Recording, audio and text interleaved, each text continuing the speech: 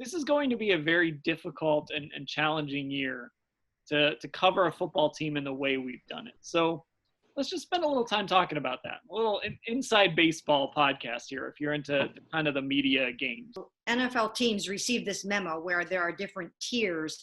And I know right now they are trying to figure out how are they going to fit the media into the plan. And we're all wondering how it's going to go too. I'm sure they're going to have conversations with the Pro Football Writers of America and sort of try to figure out, because one person said to me, well, I'm not even sure you guys are going to be able to watch training camp. You know, it's like, wait a minute. What do you mean we can't watch training camp? It's outside. We can stand 6 feet apart. We can for sure be 6 feet away from the field. So, you know, why would we not be able to watch training camp? I mean, that would be insanity to me. But these are things that are being discussed right now. And, you know, obviously we get a ton out of watching training camp. I mean, we cover it so thoroughly. You know, we do offensive and, you know, defensive highlights of the day. We do kicker competitions. We, you know, a lot of times, we can capture, you know, who's playing well, who's not, what's going on with certain things, what coach is doing what. I mean, there's so much you can see during just one practice. I mean, if you miss a practice, none of us really ever take a day off during training camp, or we try not to, because you just miss so much if you're not out there watching that 2-hour practice or whatever it is. So I'm really hoping that it doesn't all go by the wayside, you know, and I'm sure it would probably just be for this season. But I'm hoping that it doesn't get away from us to the point where we're not able to cover the team effectively in the way that we always have. And we have to adjust. Everybody has to adjust. Just so we're clear, because people like to, you know, needle the media about this. We're not complaining about anything. We're not, you know, but we are just kind of trying to paint a picture of what we might be losing this year and how it might be different. And one of those things is training camp. And Mary Kay, you mentioned it.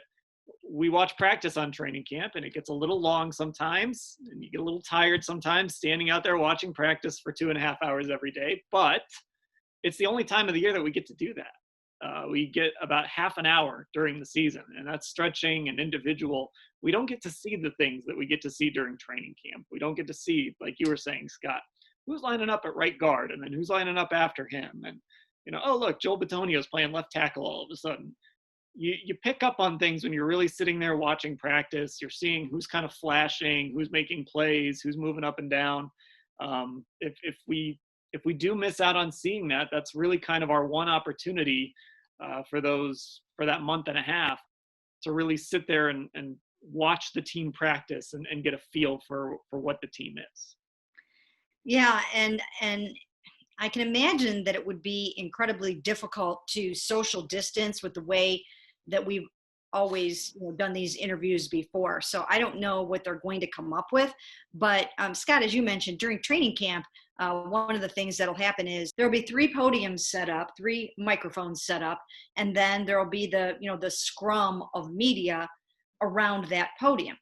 Well, you know, I can see where you can keep the podium 6 feet away from anybody. You know, you can do that, but it's going to be very difficult to keep the reporters 6 feet away from each other. Most of the time we are, you know, elbowing each other for position and trying to fight for our spots. So we can get our little phones up and our tape recorders and all that kind of thing.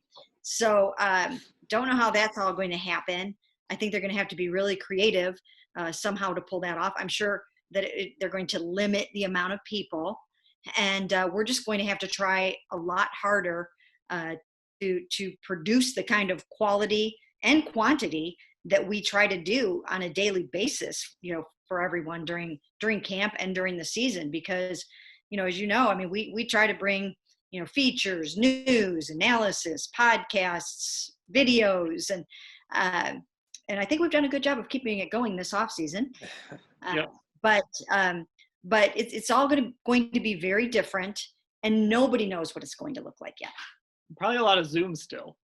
Yeah, social distancing, I think, is going to be a challenge. I think if they do go the Zoom route, that could work. I mean, it seems to have worked okay this off season, but then it'd be weird because you have a bunch of people that are really all in the same location, but you're talking to somebody over the computer who's, maybe 100 feet away in another room. I don't know.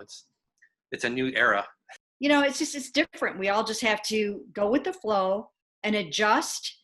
And I think one of the keys is going to be to try to stay positive about it and try to make the best of a challenging situation for everyone.